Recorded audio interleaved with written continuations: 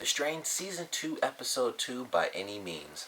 Now, I gotta say, before I do my review, I have two sort of random questions for you guys. The first one's gonna have a lot of context to it. I hate when the cars drive past because I have to have my window open or I'll be sweating in here. But the first question has a lot of context to it. The second one, you'll just have to know the answer or Google the question, or a part of the question to know your answer. The first one has to do with like the children that come into this. Super creepy, but I feel like the way that they had them move, it instantly made me think of the video game Dead Space 2, because in that game, when they finally added children as some of the creatures, it was the exact same thing. They would kind of crawl on their legs and stuff.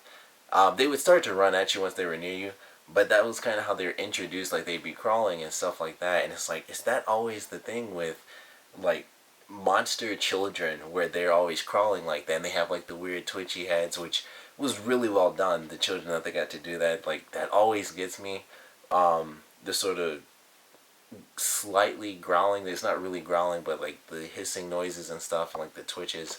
So I want to know, if you guys see sort of a pattern in that whenever it's like monster children. It's always like the weird crawling thing where they twitch and stuff like that, which is, it always works no matter how many times I see it. I'm like, that's really creepy. And then of course with the makeup they have, it looks even creepier because they have, like the really tiny white pupils and stuff, and obviously like the patches of hair and stuff. And they're all in school uniforms, which is terrifying to me because I hate school. But that's the first question. The second one, I'm just gonna say it. Like I said, no real context. But did he or did he not look just like the Crow? So either you'll have an answer to that, or you won't. Like, you'll know what I mean, or you won't know what I mean to that one. But there it is. Like, did he or did he not look just like the Crow? The episode itself, though, to get to the actual point of this video, I loved it. I thought this was a really good second episode for the season. I actually liked it a lot more than the premiere, which I did enjoy. I liked the premiere. I thought it was really good. But I thought this one was a much better episode because not only did we actually get to see Eph and Nora actually working on this cure, which, fortunately or unfortunately, depending on which side you're on, came at the end of the last episode. So we got to see them actually work through this, which I mentioned, I love that idea that they went through their sort of fighting mode in the first season, and it's like, that didn't work. We have to go back to who we really are in order to help stop this. So we got to see them take that to the next level, where they actually got to implement their ideas and infect the infection. And they actually, I was actually surprised with this. I didn't think they'd even come up with a solution in the episode. I thought it would. I figured they would, but I thought it would actually take a couple episodes, and I figured they'd find a way to do it after the fact. I didn't think they'd actually be able to test it by the end of this episode, which we still have to wait and see. So I'm sure they're gonna have their sort of missteps and corrections to what they have to do. But I didn't expect them to actually come up with at least some solution like they did by the end of this episode to do an actual full-on test. But I was glad to see that. I was glad to see that it didn't span over multiple episodes. It was pretty cool that it was like, all right, we have them doing their test, which had some emotional tolls, specifically on Nora, of course. Eph, who, when he went in to see the guy when his wife was freaking out, I thought what he was about to do, and I think everyone kind of had the same thought for a second, when he pulled his sort of lab coat back, I thought, okay, he's about to like take the safety off of his gun, or he's gonna take the gun out just in case something happens, because you can't really see anything. It just looks black. I was like, oh, he has his gun on him, and then it was like, nope, he pulls out like a plastic bottle of liquor, and I was like, dang, he's really going full force on the alcohol this season. So I think what they're kind of doing, they sort of introduce it. They even showed it, especially in the last episode, he was drinking a lot. And this one, it was kind of just like, oh, now it's just, bam, on the ready, he's got his alcohol. So I think we're going to actually see that become a struggle this season where, after what happened with Kelly, that's when he had his first drink, like, I need a drink. And then he didn't stop. I thought that was going to be his moment. Like, he took a drink, and that was pretty much it. But now it's just like he's kind of back on the bandwagon, unfortunately. And right now it's not too bad. And they didn't touch on it with any of the other characters. I really thought for sure that when he was like throwing the petri dishes, I thought for sure Nora was going to say something to him, because he was making jokes and stuff like that. Like nothing's working, and you think he'd be frustrated, and he's just making jokes like, "Oh, I love the sound of breaking glass and stuff." And when he made the one shot, I really thought they'd do it where like him laughing, she'd be able to smell it on his breath because he exhales. You exhale more when you're laughing. So I thought that was gonna come up, but it still didn't in this episode. But I'm pretty sure we're gonna have to get that. I mean, he's got it on the ready now. It's gonna be a big, scene somewhere in this season where he's gone too far back, to drinking again. But they're kind of showing it a little bit. They showed it more last episode, but that was like, okay, they're in their base basically, and he's drinking. He gets a glass, he drinks a bottle, and then in this one, even though it was one time, it seemed like he kind of upped the ante because it was just like boom, plastic right on his hip. He's just ready to drink when he needs to drink. So it was. They showed it less, but it had oddly a bigger impact because it was just like no matter where he is now, we know he's just waiting to have a drink if he really needs a drink. Like, I'm frustrated, I'm just gonna drink right now. So they kind of just threw that in this episode, and it's like this is gonna be a thing now. So I did enjoy that. That was a nice little hint towards what we're most likely gonna be seeing in a couple more episodes when this becomes a much bigger deal. The other thing, my favorite thing actually, which was just like in the last episode, my favorite thing for sure in this one was the flashback, because not only was it a cool flashback with everything that happened, we even got like a freaking foot chase, which is actually pretty cool. We got to see that Setrakian and Palmer actually knew each other when they were younger, and Setrakian actually, being himself and being good at what he does, actually led to Palmer finding the master, and that's how all of that really came about. And that just kind of blew my mind. Like when he came in, and it's like they're both young, or younger. Well, Palmer actually looked young. To Setrakian, they had like a guy who was obviously older. My favorite thing about that was the fact that he was a teacher and he had like the full suit, but they still gave him like the fingerless gloves. I thought that was the funniest thing. But I just loved the flashback, and it was like this is how they, this is the fact that they even met. Like we didn't even know that before, and it's like they knew each other, and they were kind of working together. And I guess Palmer's whole goal was just to find the master so that he could find some way to live forever like a vampire. And maybe we'll get more flashbacks, and I sure hope we do. But maybe his goal initially wasn't what he expected. And it's like, maybe he had this different idea of what vampires were because he hadn't actually seen them before. And maybe he had the experience of, or at least the thought process of, oh, they're like movie vampires where you just look normal, which you can, but as we've obviously seen, that's really based on the master and what he decides for you.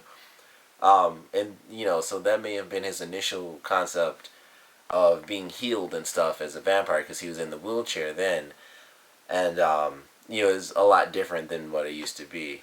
So I thought that was just really cool. That was definitely my favorite part of the entire episode. Where all the flashback scenes, whether they were together or not, that was definitely the coolest stuff. And we got to see them meet each other. We got to see Setrakian's wife, actually, which I thought was pretty cool that they kind of brought her back. I can't remember if it was the same actress or not. I believe it was. It looked like it. I really can't remember from last year. But we got to see her. We also got to see Palmer's former assistant's father. So I thought that was interesting. I didn't really think about it until just now, but that was kind of the big deal. Like, that was something they mentioned in the last season. It was like, my father worked for him, and he kind of helped our family out, and so I kind of just grew into this role as his assistant. So I actually got to see his former assistant's father helping him out in this episode. It was just, passing thing, but it's like, oh yeah, thought about that. Definitely love that. Like I said, the foot chase was pretty cool. We got to see how Setrakian actually acquired the cane and the sword. So that was really cool. And I hope the entire season is like that, where at least a portion of it is flashback and we get to learn something that we didn't know about Setrakian, or even if it doesn't focus on him, and it probably will because he's, like one of the good guys, so it kind of focuses on his life story whenever it goes to the past. But honestly, if it focuses on anything in the past, like some stuff where it's like this happened and it affects the present, or it's just a connection that we didn't know about, like in this episode, I would love to see that because it was really cool in this one. Excuse me. And I would love to see more of that in future episodes. I don't think we're going to get too much more of like the Palmer Setrakian when they were younger, because it seemed like the final task that Palmer gave Setrakian in the past was to look for this book, which he never found, and that was kind of the big thing of the episode, where he was trying to figure out like what is it, or Setrakian was at least, what is it that I'm missing, from all these books. There has to be something, some clue that I've overlooked in the past that I just have to find. And through movie magic, of course, he finds it, or TV magic, however you want to put it. Just like, I can't find it, and then you throw stuff, and it's like, oh, look at that, I found it. So he has his answer. He knows, at least that it's out there. And when he mentions it to Palmer, it's like he saw the face. Like Palmer was smiling the whole time, and as soon as he was like, "I'm gonna find this," it was like, So he doesn't have it, obviously. So it gives them the chance to go out and find this book and hopefully destroy the Master, which probably won't happen for another couple seasons. But they have something. They're gonna take a step forward, and it should be pretty cool. The scene with the German that was actually exposed, I love that scene. Like before they had the actual running scene, and Setrakian was like, you don't remember me, but I remember you. Like I know your name and stuff. That was really cool. And then that guy coming back to his shop at night, and I wish I could remember his name. I can never remember it, but the main German guy that we know is the villain. He's there, and I love that scene. The way they shot it, where he was sitting in front of the mirror and his image was shaking the whole time. I thought that just looked really cool. So I like that. Not only for that, but that was just a part of it I really enjoyed visually. The way that ended, where he's like, do you want to join our ranks, follow under a new Fuhrer? I feel like that's going to lead to something. Like that might be one of the flashback things that we get, where Setrakian does run into this guy as a vampire, and he kills him off. So I'd love to see if that was the next step, and it happens like during his travels where he's looking for this book, and it's like, 10 years later or something, he runs into this guy as a Strigoi, and he has to take him down, and it's a lot more difficult because he's 10 years older, but basically that guy's like 20 years younger now because he has, he's like a vampire. So I love to see that happen in the next episode. I think that would be pretty cool. And, maybe more of some other people that were brought into the ranks as seemingly high-ranking officials, and kind of what happened to them in the past, or some may still be out there that we just haven't really seen yet. So I would love to see that play out. I think everything in this episode was definitely really well done. Those were definitely my favorite parts. We got to see Vet and Dutch definitely got really close in this episode, obviously. They also had a really cool action moment too, which was like almost like a horror movie type thing after they threw the silver grenades, and lights are flashing and stuff, and they're like chopping heads off and stuff. And I love the way they did the camera work in that as well. That was amazingly well done, I think. With like the CG mixed with prop heads and stuff, like when Dutch cut one of the heads off, it was obviously CG in the mirror, but they threw an actual prop head at the mirror, and it hits the head, and it's like stuff, or it hits the mirror, and there's like stuff pouring out of the neck and things like that. They had a camera angle 2 separate times. The first time was with Vet, and or I could have their names mixed up. I don't really remember.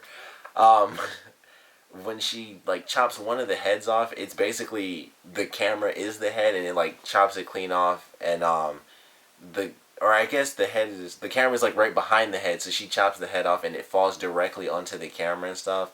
I thought that looked really cool. And they had one where it was going straight at the guy, and he like turns and he's just like swinging right at the camera. I thought that looked really cool, and visually how the vampires were all affected by the silver grenades were pretty cool too. So it was nice to see how that played out. It was a cool little, mini little action scene, and of course they ended up getting together at least a little bit. So we'll see how that plays out between these two, and relationships or not relationships, whatever. But it was definitely a cool scene between them, and it does give them an actual connection, because they are kind of the two who are just like separate. I mean, really everyone is except for Nora and Eph, but like they seem like even more than Setrakian, they seem like the loner characters. Like, I'm doing my job, and that's all I'm doing, and that's pretty much it. I follow orders, or I just come up with some idea and I do it. So to see them kind of bond together kind of ultimately makes sense because they're the only other people that could you would assume would be a couple. So that was pretty cool. We got a little bit of F's son in this one as well, where he's um, kind of trying to figure things out. He's just in a weird position at this point, and it's like he's trying to figure out exactly what's going on. Things are being kept from him, and he's a little upset about that. So he's in a weird position that the way they do it, and I hate that this happens, but it's always really natural. The writing for any children, where it's like they're mad, but it does always come off as like, why are these kids just like being bratty and stuff? It always seems that way, but that's just how anyone would be if you're like the young kid, and especially with what happened to him and his mother with her being killed and him not fully understanding everything that happened. Like in the last episode when he mentioned, you said that she was just sick and stuff like that, and basically all you do is stop people from being sick. So him being in that state, it makes perfect sense how he would act this way. But it does always just come off like they're freaking chopping zombie heads off. Why are you being a bratty kid? But he's not. It just makes sense. It just always seems that way. And it's like it doesn't matter what show it is. It just always seems that way when the kid's angry. It just always seems like the kid's bratty because we're seeing everything that's happening. And it's like they're dealing with zombies. They got like 8-foot pincers shooting out of their mouths, and they gotta decapitate stuff and lie to people and let them die in front of them and all sorts of craziness. And you're just a mad kid. So it just always seems that way. But it is actually well done, and it makes a lot of sense. And he's just a kid that's confused, honestly, and it works. And I hope we do get a good scene out of them where he does get to sit down with F and they try to figure something out, and F kind of helps him understand a little bit because at this point he's kind of just in a crappy position where he's just stuck without answers and trying to figure it out for himself, and he clearly doesn't have all the answers and he can't make them up in his own head. So I know we're gonna get that at some point, but I'd love to see it happen sooner rather than later, so he has more, I guess, neutral roles rather than just being the angry little kid. But I thought it was well done, and of course the connection of him kind of looking at the board and stuff and erasing the infects thing, and then it goes to his mother going to Kelly at the house. I love that scene, and it's like it kind of ties into something between Nora and Setrakian when she's like, okay, can the master see or find out where we are based on once they turn?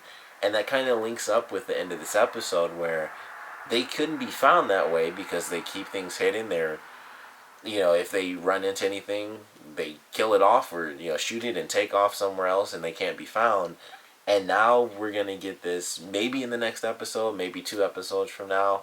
But Kelly has her little children looking for her son. So that was a great way to end it. And also the beginning when she was like looking at the kids and basically testing them like you're strong or you're not strong.